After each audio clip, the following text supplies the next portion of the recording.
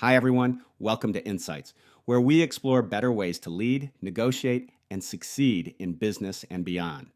Today, I want to talk about something we've all seen and probably done ourselves when it comes to negotiating, waiting until the very last minute.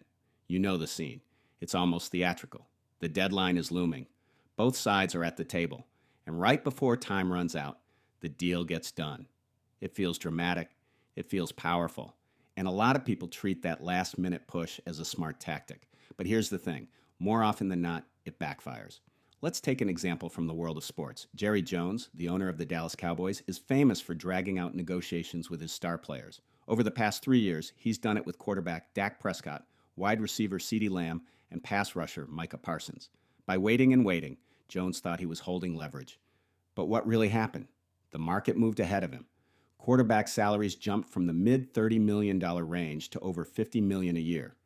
Wide receivers surged from about $22 million to $35 million, and top defensive players now push past $34 million annually.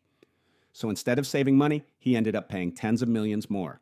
And on top of that, the delays strained relationships. Players felt undervalued, fans grew restless, and the team lost flexibility on the salary cap. The tactic of waiting until the end didn't create leverage, it created liability. And you know what? The same thing happens in business all the time. We hold off on closing deals because we think time pressure will help us win. But the reality is, while we wait, competitors raise their offers, markets shift, and trust starts to erode. By the time we finally decide to sit down, seriously, it's often too late. We're the ones scrambling. We're the ones conceding. So when does it actually make sense to negotiate early?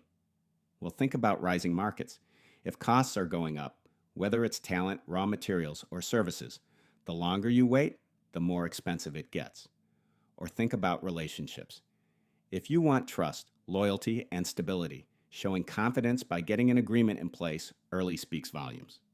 And in complex deals, early agreements give you time to implement without mistakes or rushed decisions. Here's the big lesson. Negotiating early doesn't mean weakness. It shows foresight. It's not just about what deal you reach. It's about when you choose to make it. Waiting until the last minute may feel tactical, but it's often an expensive illusion. So as you think about your own work, ask yourself, where am I holding back, waiting for the so-called perfect moment to negotiate? And what would it save me, financially, strategically, or relationally, if I acted sooner? That reflection alone can change the way you approach every conversation.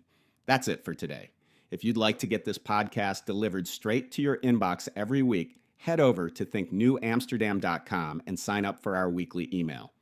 Thanks for listening, and until next time, empower yourself and others to achieve more and make a difference.